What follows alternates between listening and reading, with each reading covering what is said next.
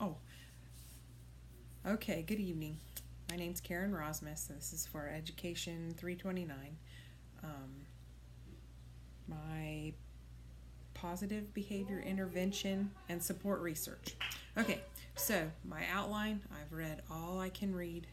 I feel like I have a pretty good idea of what I want to talk about.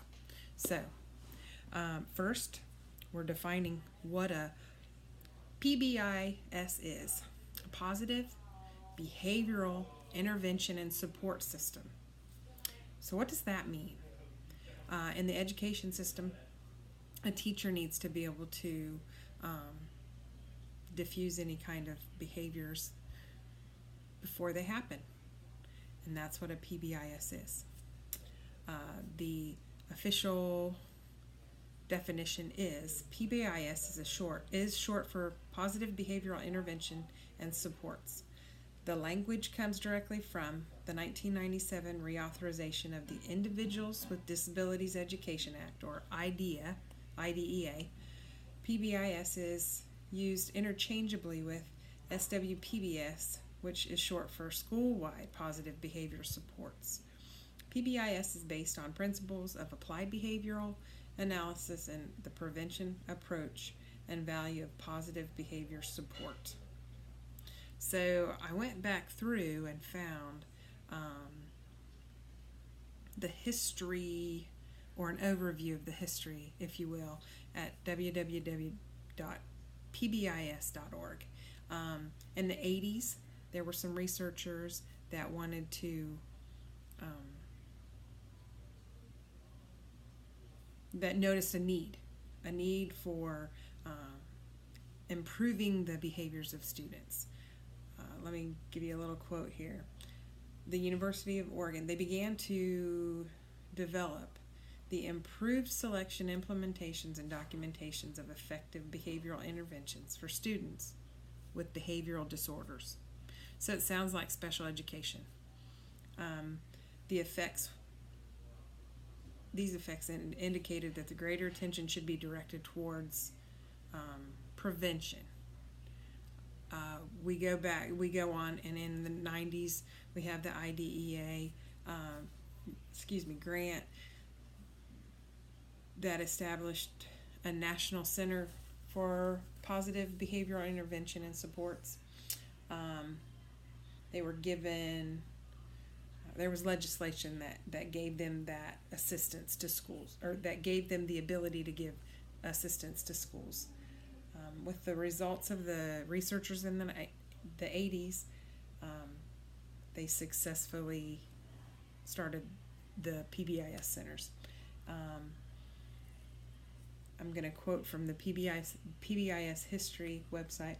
The PBIS Center activities include a well-based collection and dissemination of evidence-based behavioral practices and systems, 2 national leadership and dissemination conferences, 3 best practices and systems blueprints, which are implementations, evaluations, and professional development, and numerous publications and professional presentations, and school, district, and state implementation demonstrations. So that's good. So they're covering all the gamut of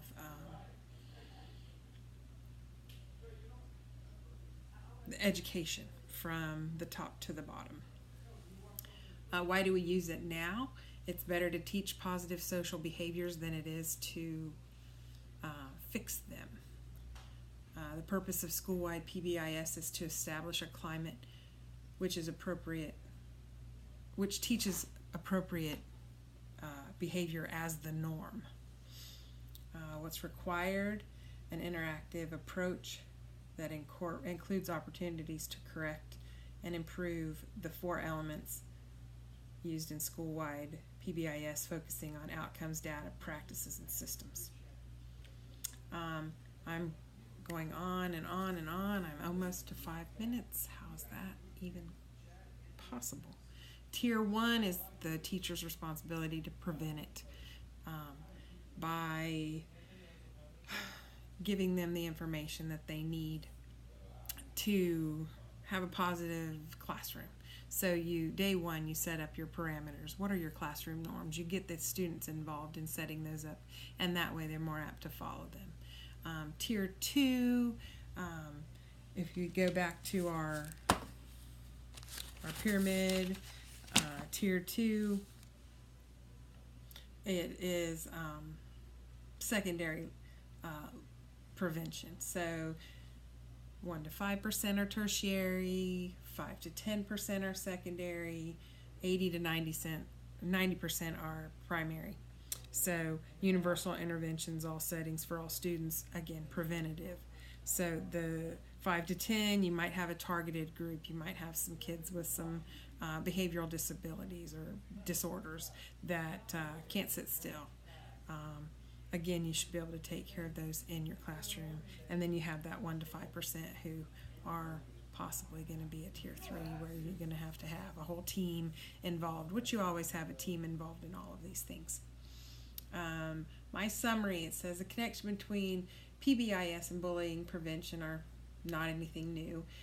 In a article, let me just tell you the article, Bullying in Secondary Schools, Action Planning Using Positive Behavioral Intervention and Support Framework, Lawrence explains bullying behavior is not a new issue, but despite the efforts of many, the problem continues to plague our students in schools, particularly in secondary schools. Secondary school leaders need a school-wide strategic plan for bullying prevention. Students need to be engaged in learning and how to resolve conflicts and understanding how bullying behaviors impact others. School leaders and staff must form a commitment to address the issues consistently. A positive behavioral intervention and support framework can effectively meet the needs of addressing bullying behavior in secondary schools, along with other problem behavior demonstrated by students.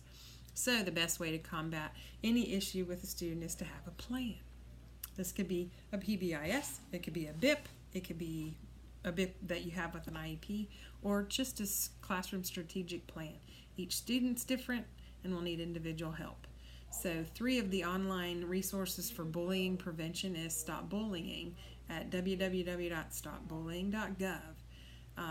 National Bullying Prevention Center, which is www.pacer.org, and South Carolina Association for School Administrators at www.scasa.org. So my summary, 7 minutes in, I apologize. I have no doubt that a PBIS is huge, and it's a huge help for all teachers. I don't see it necessarily working 100% of the time, as each situation is different and some students know it all. The idea of getting each child to respect the opportunity of having an education is helping them understand that they need to be accountable for the education they get. It's up to each student to respect each other and to help each other. It's a great resource, and it is great that resources are devised to help teachers. And resources like the PBIS are great, so all procedures are done the same across the board with all students. Well, I hope this meets your expectations, and I appreciate it. Thank you so much. See you soon.